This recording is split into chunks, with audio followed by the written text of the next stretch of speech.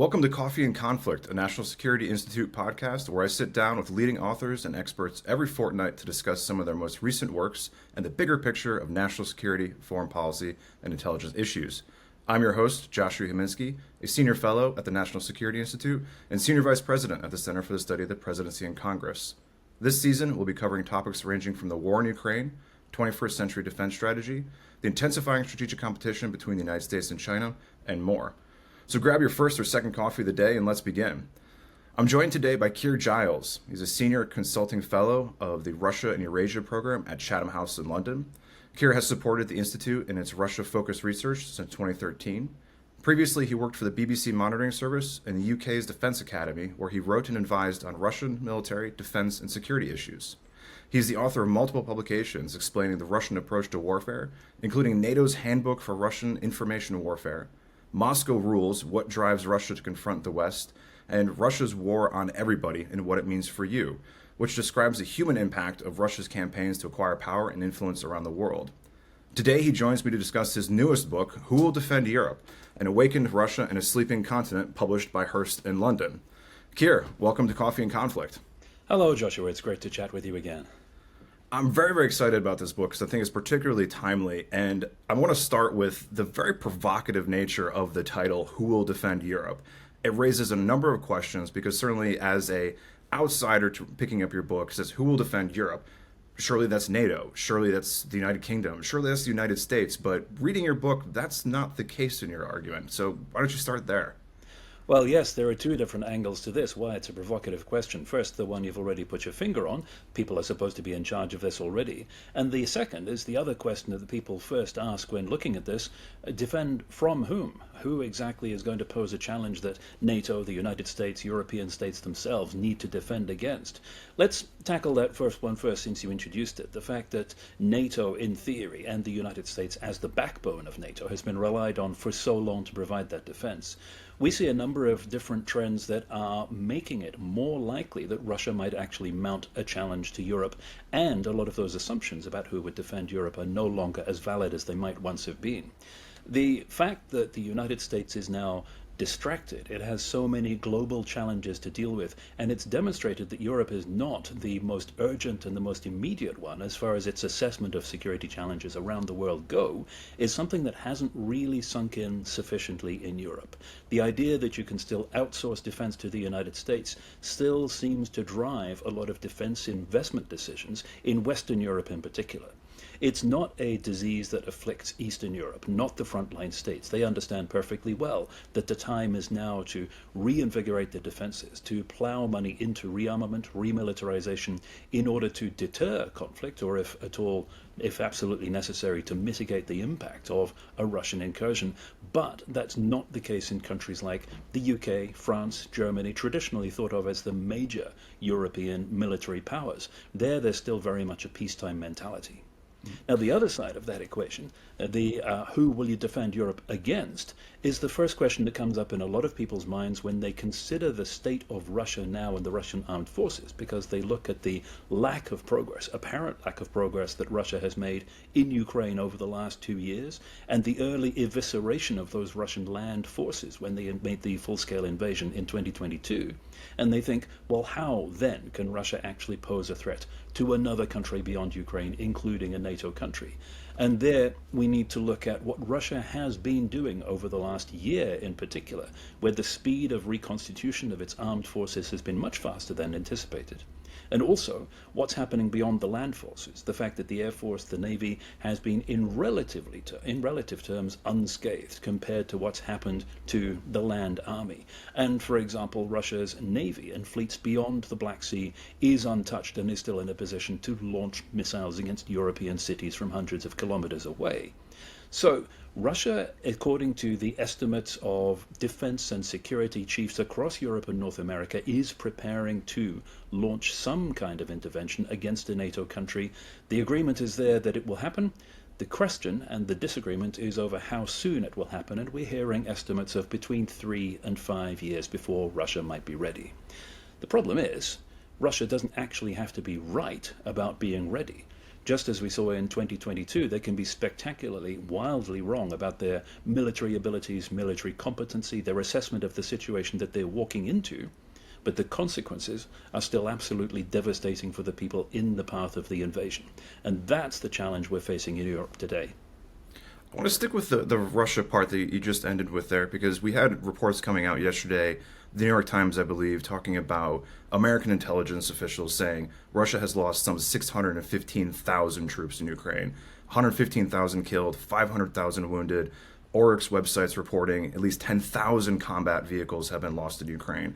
That is a staggering loss of personnel and equipment from a country certainly that had a very large armed forces and very large stockpiles of equipment. But when we hear, certainly in the United States, that there is an immediate pressing threat, as you just outlined, from Russia, and then you align that against Russian combat performance in Ukraine, the sustained losses of men and equipment, there seems to be a bit of dissonance in there. And I'm curious if you could try to square that circle for the listeners. Yeah, that's absolutely right. The rate at which Russia has burned through not only its manpower, even when it's draining its manpower sump by emptying its prisons, but also its long-term stockpiles of armored vehicles that it almost tried to get rid of as part of its military reforms after the Georgia War of that decade-long transformation period, but somehow never quite got around to disposing of. And now they're drawing out all of these armored vehicles, refurbishing them, sending them to the front, having them wiped out in enormous numbers, has transformed the Russian land forces completely. But it's a question of how rapidly they can be destroyed versus how rapidly Russia can actually rebuild them. And the important point, and the reason why some of the early estimates of how long it would take Russia to be ready to mount a new attack and be in a position where it was satisfied with the state of its land forces were so wildly wrong, is because it's not rebuilding like for like. This is a new force which is less well equipped, less well trained, more numerous, but also equipped with tools which were different to the ones which were the primary implements when it went into Ukraine in the first place. So there are different and in some ways contrasting trends that are going on. There is the massive quantity of attrition of people and of old-fashioned technology, and at the same time the introduction of new challenges which are actually pushing forward the technological edges of warfare in ways which not all European militaries are necessarily keeping up with. So we're not facing a rebuilding of the same threat that we saw from Russia in February 2022. We're seeing a qualitatively and quantitatively different beast emerging. And that's why some of the obvious conclusions about the rate at which it's burned through people and equipment don't necessarily impact on when Russia thinks it might be ready to do it again. If you could stick with this, I want to pull at this thread here, because we're also talking about a Russian force that overestimated its capacity in Ukraine and underestimated the Ukrainian armed forces. Ukraine certainly had one of the largest land forces in Europe prior to the war, certainly not to a NATO standard, but has managed to tie down the Russian forces quite effectively.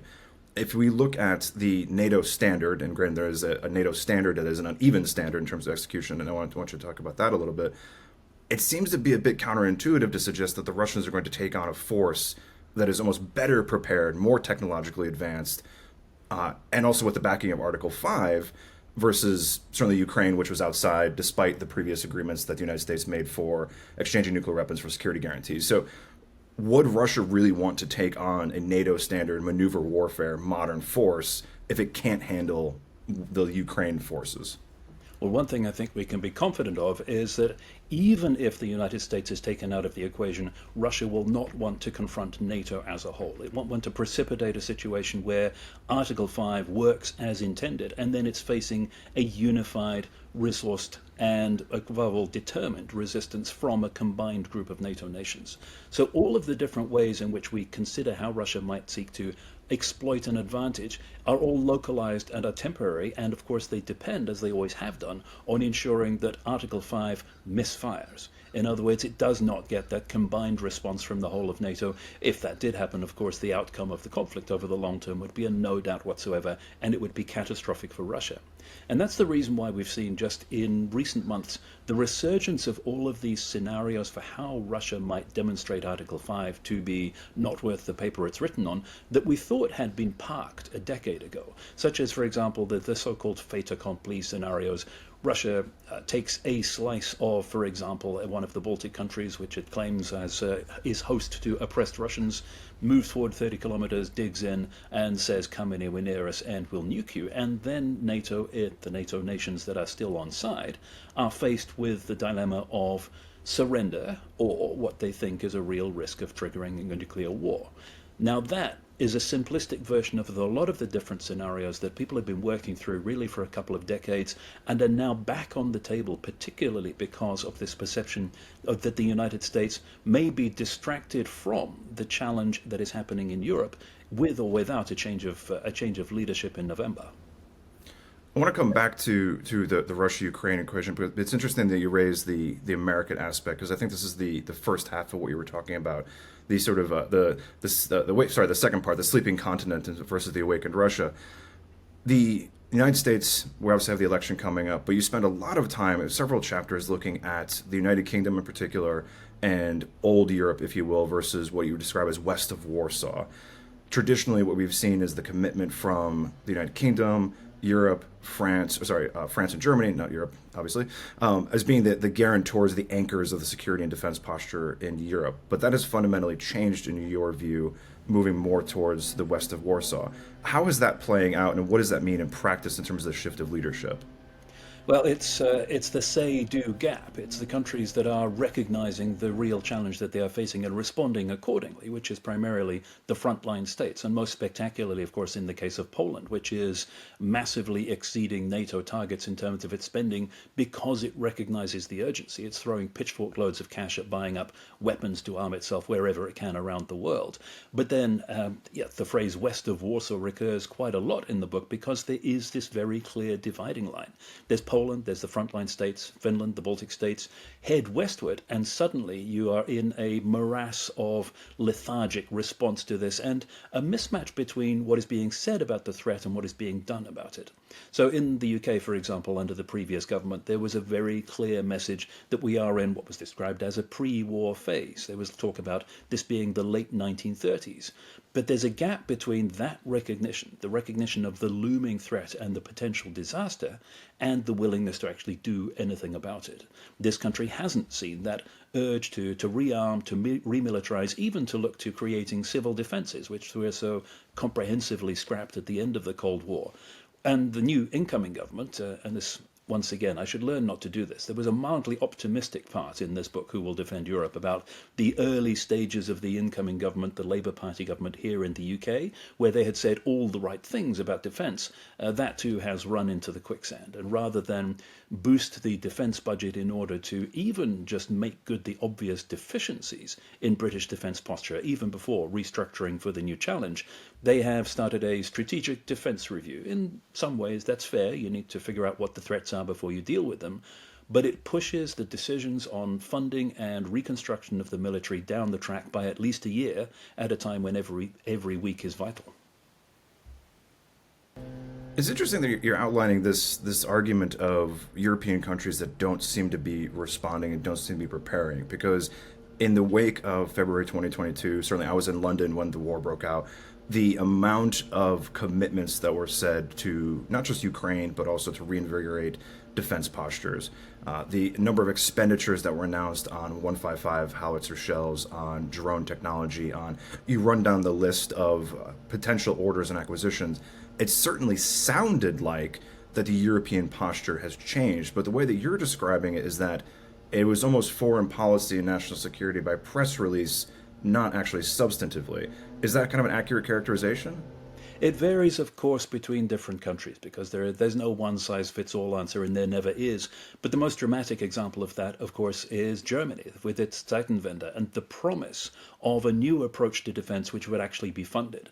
And then, of course, that promise runs up against the realization that the process of running down the armed forces over the preceding 30 years, cut after cut after cut, is going to swallow up the funding that they thought they were allocating to it before you can actually make any real improvements. That's a massively oversimplified version of the realization, which has also, of course, been stymied by Germany's traditional socio-psychological, political pathologies which prevent it from taking this active role in defence, which you might of Europe, which you might have thought they would naturally move into. In the UK too, the realization that the progressive nature of incremental cuts over year after year, decade after decade, will take far more effort to put right than simply if the armed forces had been maintained, means that the investment that's actually going to be required is enormous, and it is not forthcoming.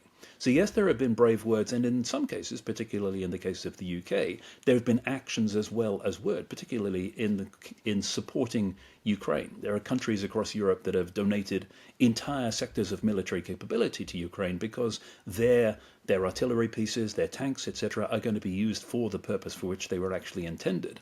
The problem is if you don't have the defence investment to backfill that, as in the case of the UK, then you end up with bare cupboards, nothing more to send to Ukraine, nothing more to fight with yourself. And that's the situation which, for example, the UK is in at the moment.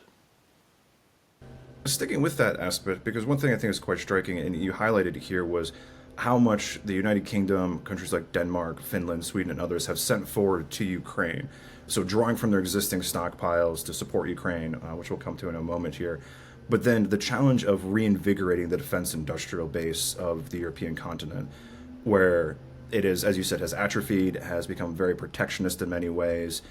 How has the defense industrial base responding sort of across the continent, but within individual countries as well? Because if we are trying to supply Ukraine, emptying our own stockpiles, that seems to suggest it's going to take a longer time to find ourselves in a position to prepare for a potential Russian incursion, as we've seen the sheer cost in terms of equipment and material for a modern kinetic conventional war. That's exactly right. And there are so many different issues there where the realization of what is involved has hit hard. Not only the sheer numbers, the sheer vast quantity of very boring pieces of equipment that are needed to fight a war of attrition, but it's been seen as soft targets for cuts and for reducing the expenditure on armed forces over the years. But also the fact that you can't cold start a defense industry. With the extended period when defense industries were effectively on life support, orders trickling in just enough to keep them going, just enough to stave off shutting them down altogether, or in some cases they have been shut down altogether, suddenly to turn that around and to start reproducing the number and quantities and variety of munitions, equipment, etc., that is required for the kind of combat which Europe finally suddenly sees itself facing, is going to take a long time. And there has been a lack of political impetus behind that. Certainly, as we said before, they were the brave words and the statements about it happening. But then the urgency of translating that into orders, which industry could rely on in order to retool, re-equip, put in the investment, didn't actually happen. Again, it gets a bit tedious and repetitive, but there's a big difference between the frontline states and the hinterland of Europe, particularly the UK, which has done an exceptionally thorough job of decommissioning its defense industries over time. If we look at that disconnect that you're outlining between sort of the west of Warsaw and in inverted commas, the old Europe, certainly if you speak to Estonian representatives or Latvian representatives, there is a very visceral sense of the threat and the urgency thereof, even still. But if you look at some French representatives, German, even British representatives, there's almost, and I don't want to characterize this incorrectly, but a desire to resolve the situation and go back to sort of a pre-war situation. Is that kind of a fair characterization, that there's still some hope that there can go back to a, if you will, in inverted commas, normal relationship with Russia? And is that misguided?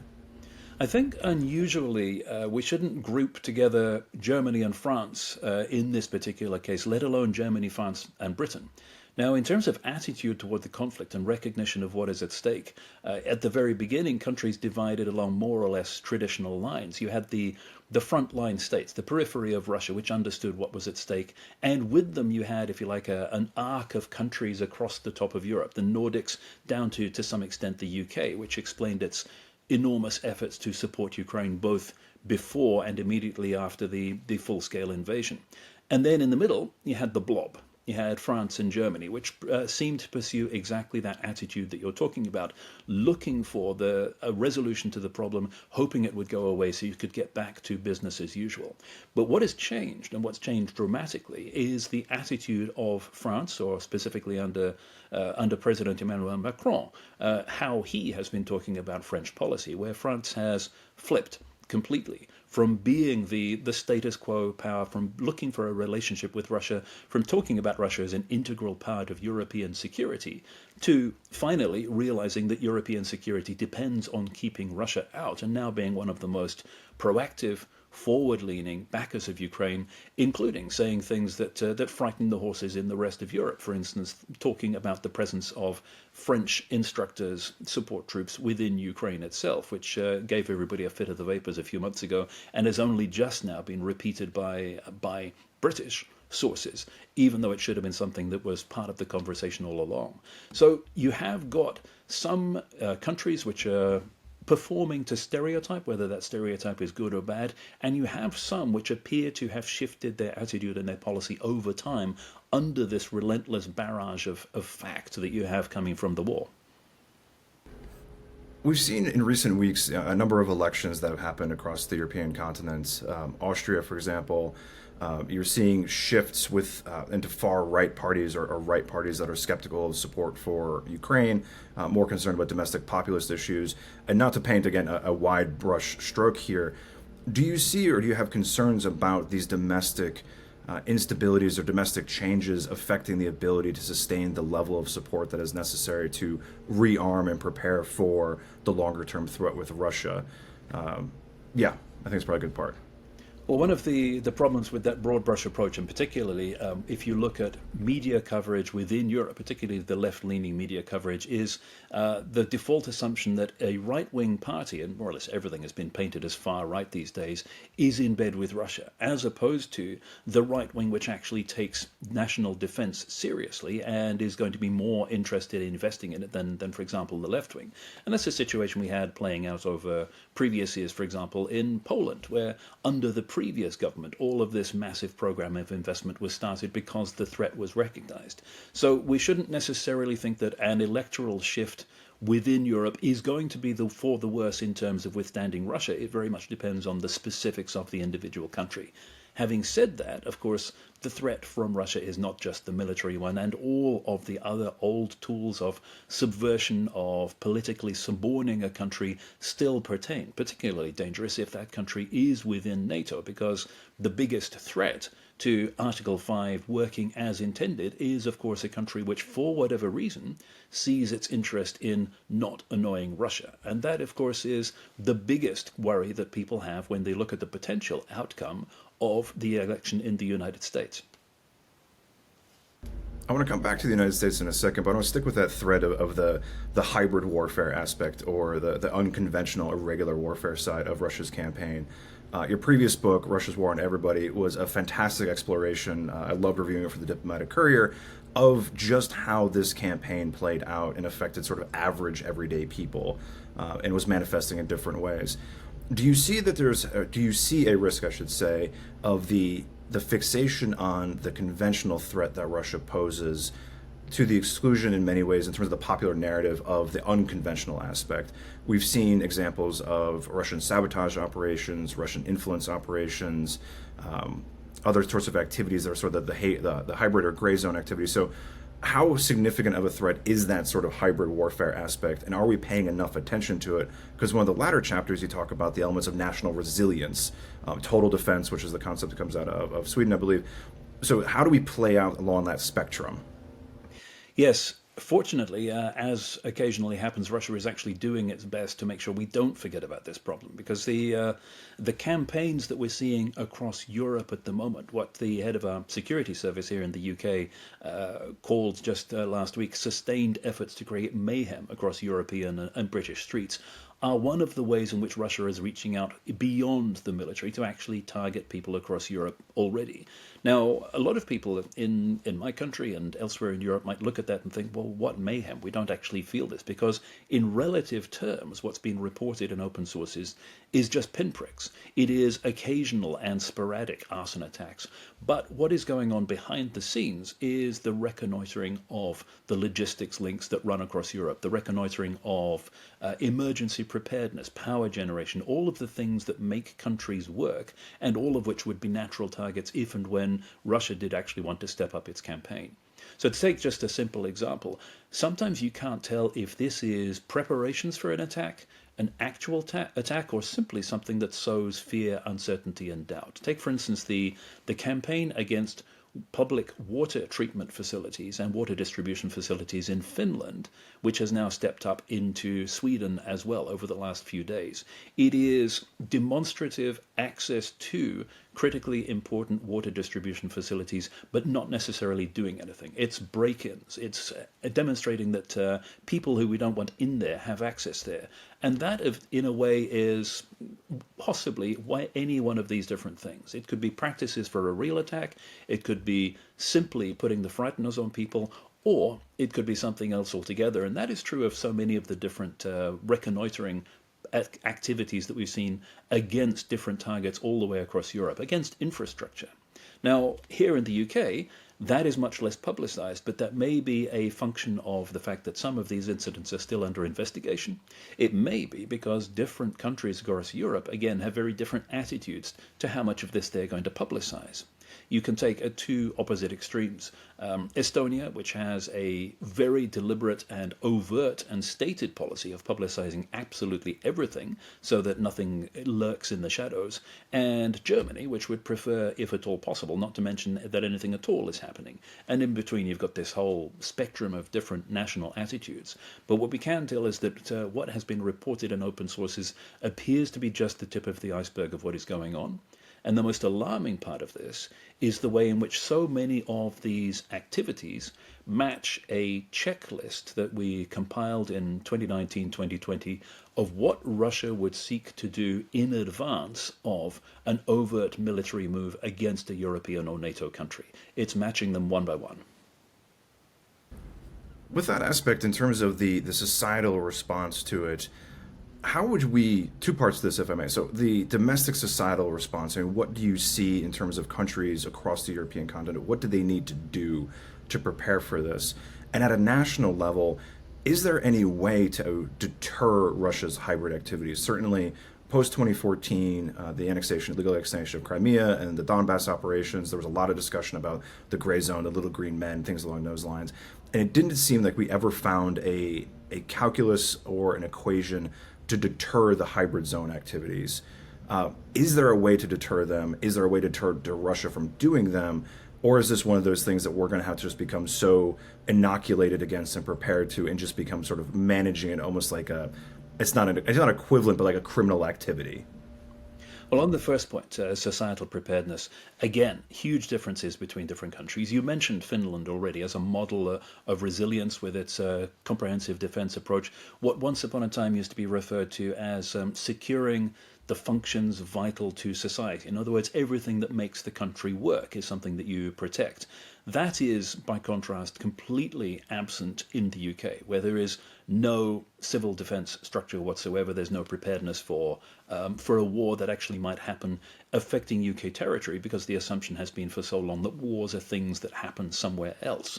And so, for example, you have at the moment, Sweden is about to relaunch its booklet that it gives out to all members of the population if war or crisis comes, which includes guidance and advice for crisis preparedness, and to the point that there will never be instructions from the central authorities to surrender. And Swedes are being asked to think about what this actually means. What happens if you do face the choice of cooperating with an occupying power or actually resisting as you are supposed to, and what the personal implications of that are. That is so very, very distant from the consciousness in the United Kingdom, for example, where the idea that something like this could happen to the homeland is impossibly remote, apparently for central government as well. Instead of civil defense, the British government has set up a website saying if you actually, it doesn't say anything at all in terms of advice. You're expected to look after yourself. And of course, how much use is a website going to be if there is no power, no internet? It's a world apart in terms of preparation. Now, as for the deterrent effect, how can we actually stop Russia doing this? It's the same as every other undesirable behavior from Russia. It is far easier to influence the political calculus in Moscow as a whole than to actually deal with each of these individual attacks. Now, certainly you can try to reinforce societal resilience against it by ensuring that there is vigilance, by ensuring that there is redundancy, by undertaking all of the really expensive measures to mitigate the impact of each individual attack, but it's far better to stop Moscow doing it in the first place. And that comes down to the political will to confront Russia that you and I have discussed before at length, and where it is present and where it is absent. So, for instance, the obvious negative consequence for Moscow of doing this that could be held out as a threat of retribution would be stepping up activity in Ukraine. For instance, the long promised and long withheld release on Ukrainian use of long-range precision-guided weapons provided by the West if Russia does not stop its hostile activity. It's the kind of lever which is always available and very, very rarely used, unfortunately. I want to stick with this aspect of the deterrence of Moscow because I think it's a central question of a lot of American policy discussions right now. If we look at what the Biden administration has done, particularly when it comes to Ukraine, the focus has been ensuring Ukraine doesn't lose and simultaneously avoiding escalation. That has led to a very hesitant approach to supplying Ukraine with arms, some of the long-range precision strikes you were talking about. But then when we look at Russia specifically, it seems that there is not a specific Russia policy or policy to deter Russia. The reliance falls back on Article 5, which makes sense, obviously, because of the collective defense portion of that. But are we appropriately concerned about escalation? Are we overly concerned about escalation? And then looking to that political deterrence of the Kremlin, what tools do we have that we haven't used thus far? And are we prepared to incur the risks of potential escalation of using those tools? Well, it just so happens that I have right here one I prepared earlier and one which we could talk about at great length. This is called What Deters Russia? And it came out in September of 2021, so 5 months before the full-scale invasion of Ukraine. It was a historical survey of what has been effective and what has not been effective in dissuading Russia from doing precisely that kind of thing. And it came up with some general principles of what works and what does not when you're having that conversation, when you're using the leverage that you have to dissuade Moscow from attacking or seizing something. Unfortunately, none of the principles that were outlined in here were actually followed by Western states over the subsequent 5 months, and here we are. But in terms of the specifics of your question, yes, there is leverage. No, there is not the willingness to actually use it because of the driving assumption that you cannot risk defeating Russia. That seems to be the underpinning problem that for getting on for 2 years so much constrained the United States' thinking and thereby constrained all of the other coalition partners that were subject to the same restrictions and could not proceed without US approval.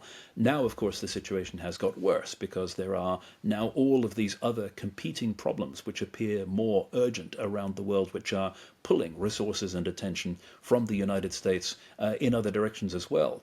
But in terms of the overall approach to dealing with Russia, you might perhaps say that there's some validity to the idea that the best approach to dealing with Russia is to bleed it slowly, is to weaken it incrementally, is to make sure that it loses the war over a protracted period as opposed to suddenly, because that might bring risk. The tragedy of that and the downside, and the reason why so many people treat this approach as morally suspect, is that the inevitable consequence of that is that you bleed Ukraine white as well. It comes at a tragic cost in Ukrainian lives. It comes at the cost of blighting the entire country in order not to upset Russia too much. Sticking with that, because you highlighted defeating Russia, and I'm curious what that means in the context of Ukraine specifically. but then also more broadly in terms of Western/NATO policy towards Russia. Like, what does it mean to defeat Russia, both in Ukraine, but then more broadly in the European continent? We still do see some fairly simplistic descriptions of what a Russian defeat would look like, and it consists of evicting the Russian occupiers from Ukrainian territorial borders. Unfortunately, it takes much more than that to actually end a war, because simply shifting the front line will not change that fundamental Russian attitude that, first of all, Russia is entitled to this territory beyond its borders, whether it's Ukraine or a member of the EU or NATO, and secondly, that it has the right and the duty to actually use military force to acquire it. Until that fundamental problem is dealt with, we will always be in a state of war, declared or undeclared, with Russia. So what's necessary, as it has been necessary for all previous land and overseas empires, as we've discussed previously, is a setback, a strategic setback of sufficient magnitude that it demonstrates to the people in Moscow that another way has to be chosen. And that's been the essential step that has changed the attitude of all former empires. It takes a defeat. It takes a sufficiently large national embarrassment before people start reassessing their attitudes to the place of their country in the world. Now, what would actually deliver that to Russia? Well, it would be the territorial eviction from Ukrainian territory, but also a much greater scale of damage to the country's military forces or economy that we've seen so far, and something which directly affects the leadership. The problem, of course, is that is precisely what the United States, at least in its more coherent explanations of what's constraining its policy, has been afraid of.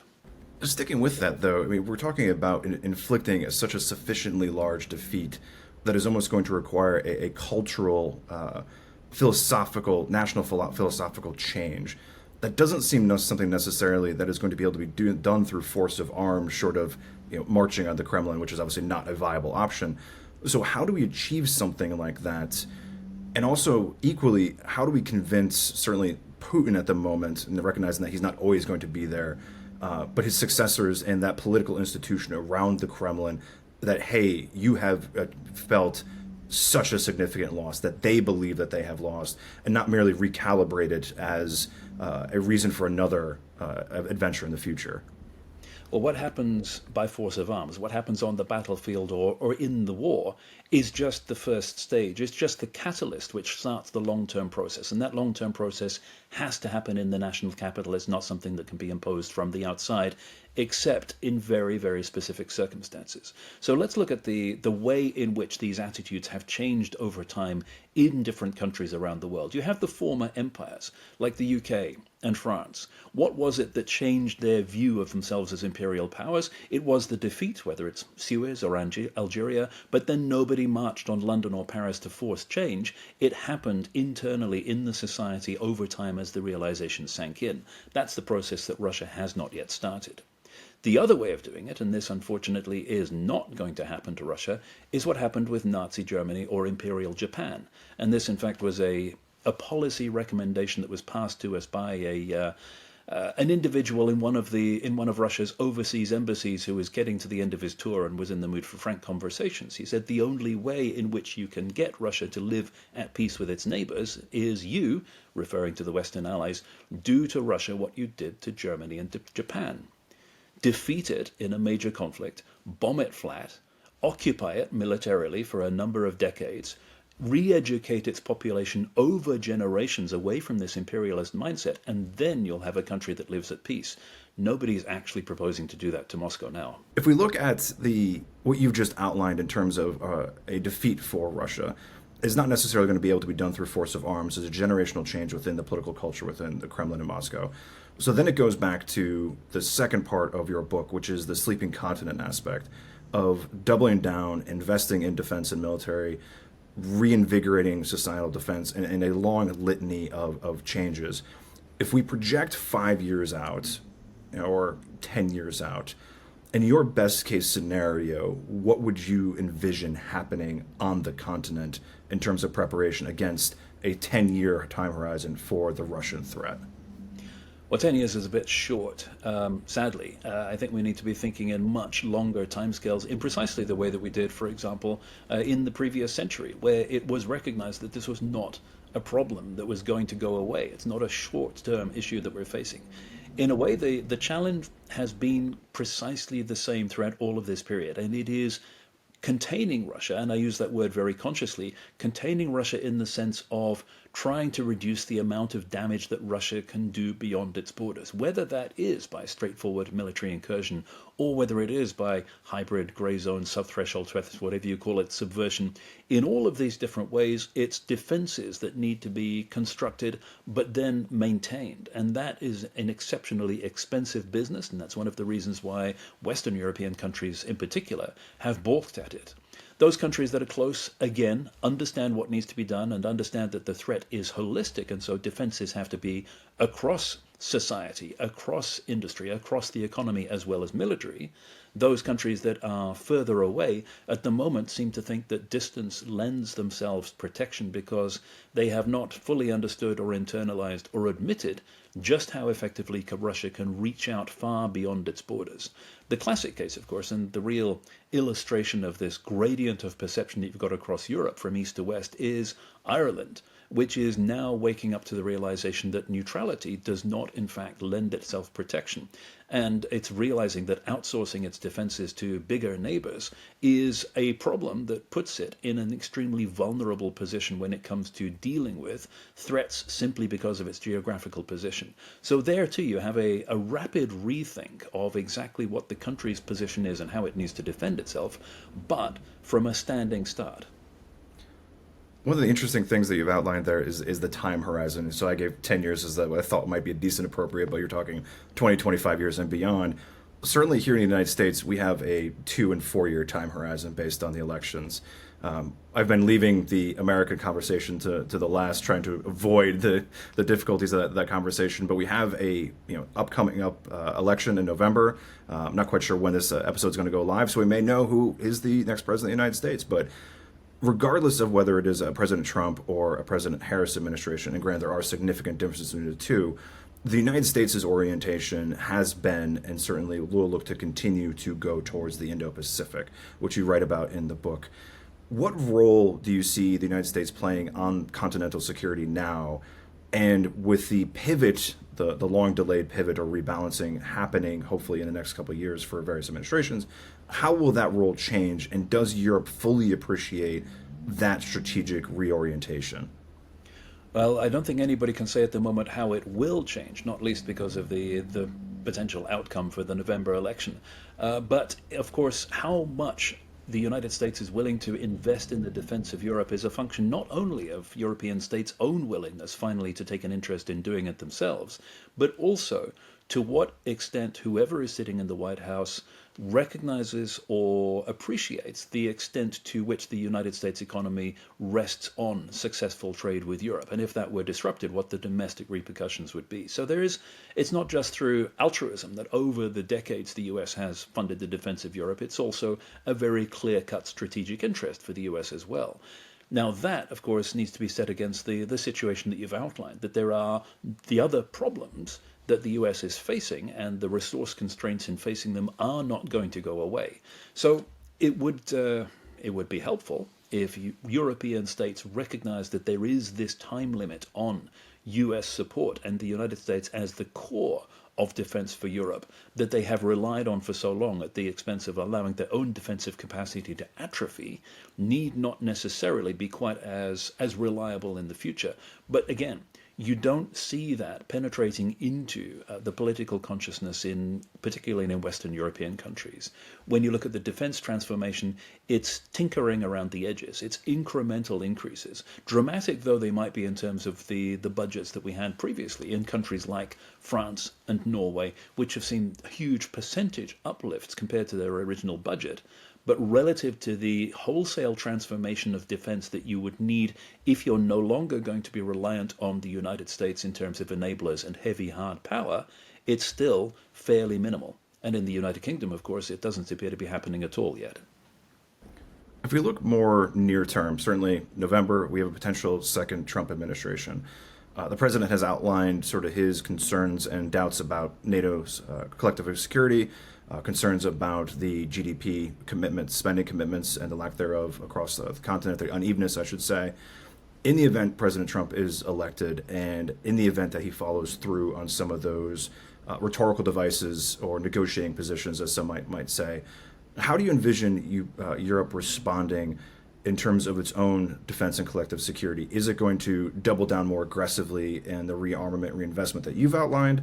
Do you see a retrenchment back to a position where it says this is going to be too expensive, we cannot respond for ourselves? And again, recognizing that's a broad brush stroke and that there's going to be differences between Eastern Europe and Western Europe.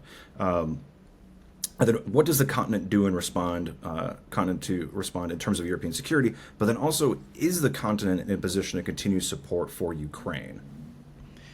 It's hard to see what would actually push Western European countries to that wholesale transformation of defense if they're not already thinking about it now.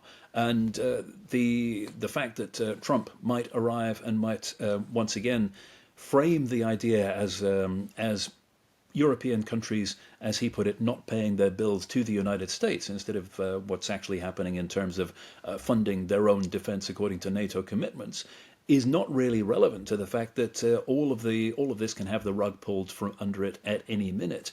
There has been the legislation passed in the US to prevent US presidents unilaterally withdrawing from NATO, and that is presented as a Trump-proof measure.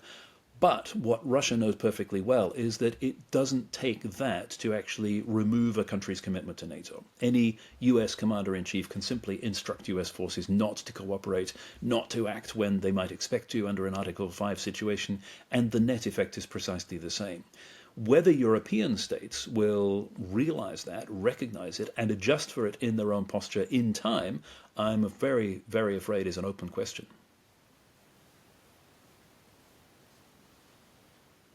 And in terms of European support to Ukraine specifically, certainly the United States is an underestimated, under-recognized level of commitment from countries like Germany, for example, to Ukraine.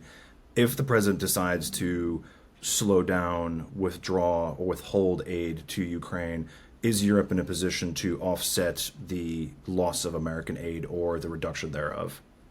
Well, we've already seen the impact of what happens when DC steps on the hose of ongoing aid that is going to Ukraine. And the United States is in this paradoxical situation that by volume, it is by far the largest supporter of Ukraine, even if not by proportion of what it could give, but it still gets the loudest criticism for the restrictions that are put on that support and for when it's interrupted. If that were to happen again, the consequences would be just as dire, possibly offset by the fact that Europe has had another 6 months to a year to actually start to rebuild its defense industries. But of course, though, the output of these defense industries is going both to Ukraine and, of course, to their own national rearmaments. So in terms of how bad it would be, a more extended interruption of aid coming from the United States in particular would have a massive impact on Ukraine's ability not just to sustain itself on the front line, but also to continue to function as a state. Because let's not forget, it is not just military aid that Ukraine is receiving, it's also everything else that allows the country to continue to exist while it is under this relentless Russian attack, looking at targeting any means it can to erode Ukrainian will to resist. I want to close with giving you the opportunity. It is January 2025. You are rung up by the White House, and you have two very different potential occupants. You have President Trump and President Harris. If you were to give each of them a 1 or 2 sentence piece of advice for European security, Russia, and Ukraine, what would it be for first President Trump and then second President Harris? I think the advice for both occupants, for any incoming occupant of the White House, is going to be precisely the same. And that is that the campaign to get Europe to take an interest in its own defense is entirely correct and needs to be stepped up. More leverage needs to be applied to those countries to recognize that the United States is not going to be able to bail them out forever, but also that the impact of destabilization, of open warfare in Europe, of the kind that Russia appears to be planning, would also have a significant impact on the US economy as well. So it remains in US strategic interest to try to prevent that war from happening, and that, for the time being, means maximum possible support for Ukraine. Well, I think it's an excellent note on which to end. I think that's going to bring our latest episode to a close. I want to thank you, Keir, very much for joining us today. Thanks, as always, to Keelan Wolf, Claude Jennings, and the entire NSI staff in helping produce today's episode. Coffee and Conflict is available on Spotify and other fine purveyors of podcasts. This episode will also be available on YouTube and NSI's webpage. And make sure to join us for our next episode in just 2 short weeks. As always, if you've liked what you heard or saw, be sure to rate, review, and subscribe. And most importantly, do pick up Keir Giles' new book, Who Will Defend Europe? It is a fantastic read, and I highly recommend it. So thank you very much, Keir, for joining us today. Thank you, Joshua.